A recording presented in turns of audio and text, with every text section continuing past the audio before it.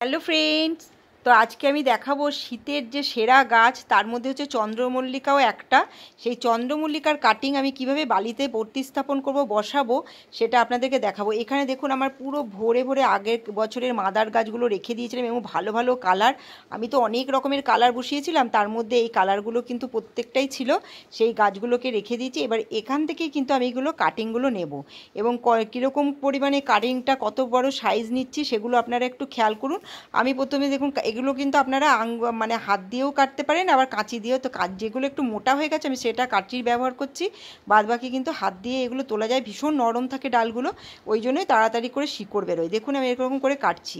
আর কীরকম করে মানে কতটা পরিমাণ কাটিং আমরা বসাবো, সেটা যখন বসাবো সেটা তো দেখতেই পাবেন। আগে কাটিংগুলো আমি কেটে নিচ্ছি, সেটা দেখুন। তো আমি কি করছি, প্রত্যেকটা গাছ থেকে দুটো দুটো করে কাটিং আমি নিচ্ছি। প্রায় এখানে 9-10টা কালার তো আছেই, আর 9-10টা কালারের থেকে দুটো দুটো করে নিলে আমার এখানে 20টা কাটিং এমনিতেই হয়ে যাবে। তো সেটা আমি বুঝে বুঝে নেব যে কোন কাটিংয়েরটা নেওয়া দরকার, মানে যেটা নেওয়ার প্রয়োজন সেটাই নেব, আর যেগুলো মানে ভালো নয় সেগুলো নেব না।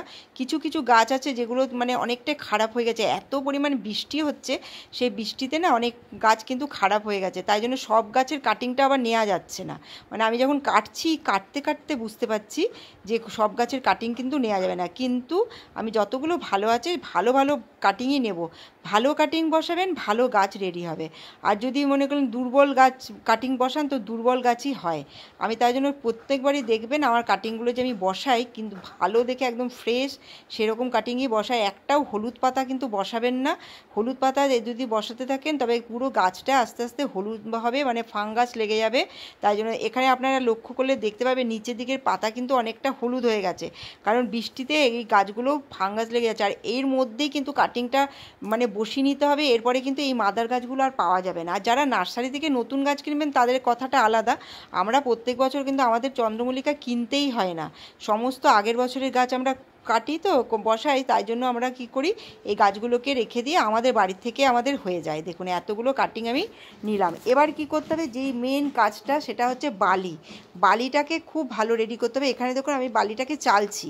বালিটাকে এই কারণেই চাচ্ছি, কারণ মোটা বালিতে কিন্তু কাটিং হবে না, কারণ জল ধরে রাখতে পারবে না। সবসময় বালিটা যে নেবেন, পাতলা সরু বালি নিতে হবে, তবে কিন্তু আপনার কাটিংয়ের জলটা ধরে, মানে বালির মধ্যে জলটা ধরে রাখবে এবং কাটিংটা ঠিকঠাক হবে। আর বালির মধ্যে যদি জলই না থাকে, শুকিয়ে যায়, তবে কাটিংও শুকাতে থাকবে। সেই জন্য আমি কী করছি, চেলে নিচ্ছি। পুরো মোটা দানার বালি ফেলে দিচ্ছি এবং পুরো পাতলা পাতলা বালিটা আমি কিন্তু নিচ্ছি। দেখুন এতটা পরিমাণ বালি আমি চেলে নিলাম। এবং কিসের মধ্যে বসাবো, আমি কিন্তু একটা বড় গামলাতে বসাবো। একটা বড় গামলাতে বসালে অনেকগুলো কাটিং একসাথে বসানো যায়। এই দেখুন অনেকগুলো টব আমাকে করতে হবে না, তো আমি আরও কাটিং বসাই। তা আমি একটা গামলার মধ্যে অনেকগুলো কাটিং বসাবো। দেখুন পুরো বালিটাকে চেলে আগে কি করলাম, গামলাটার মধ্যে ভরে নিলাম। গামলাটার মধ্যে ভরে নেওয়ার পর আমি কি করব, বালিটাকে কিন্তু ভিজিয়ে নেবেন। আর এই যে বালিটা আমাদের দেখছেন, এই বালিটা আমাদের আগে থেকে ধোয়া আছে। এবার বালিটাকে যতটা পারবেন ধুয়ে নেবেন, আরও বেশি ভালো হবে, গাছ খুব ভালো হয়। তো আমার বালি কিন্তু ধোয়াই, দেখতেই পাচ্ছেন ভেজা ভেজা বালি ছিল। সেই বালিটাকেই চেলে নিয়ে আবার কি করছি, এবার জল দিয়ে দিচ্ছি, কারণ কাটিংটা বসানোর সাথে সাথে আর জল দেবো না, তবে কাটিংগুলো নড়ে যাবে। এই জন্য এই রকম করে কিন্তু বসাচ্ছি। এরকম মানে পদ্ধতিগুলো অবলম্বন করলে আপনাদের কাটিং দেখবেন কত সুন্দরভাবে একদম 15 দিনের মধ্যে কাটিং রেডি হয়ে যাবে। দেখুন কি সুন্দর, জলটা পুরো পাশ দিয়ে বেরিয়ে গেছে, জল কিন্তু বালির মধ্যে আর নেই।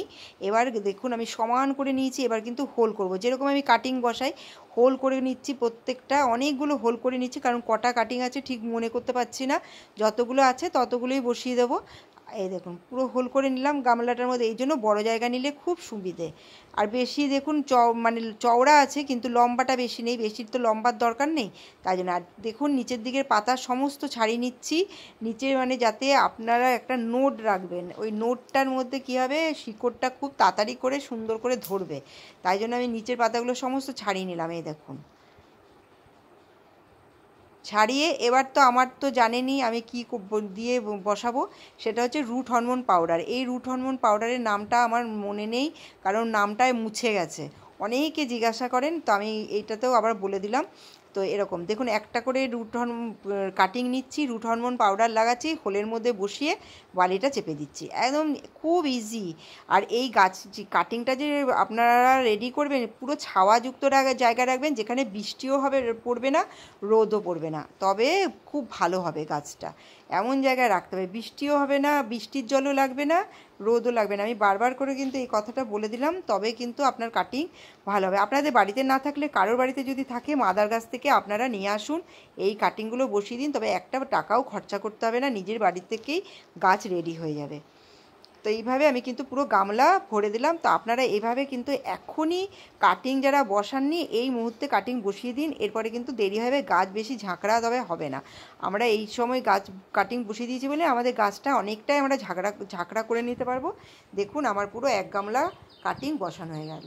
তো আমি এখানে ভিডিওটা শেষ করব। Bye bye, take care.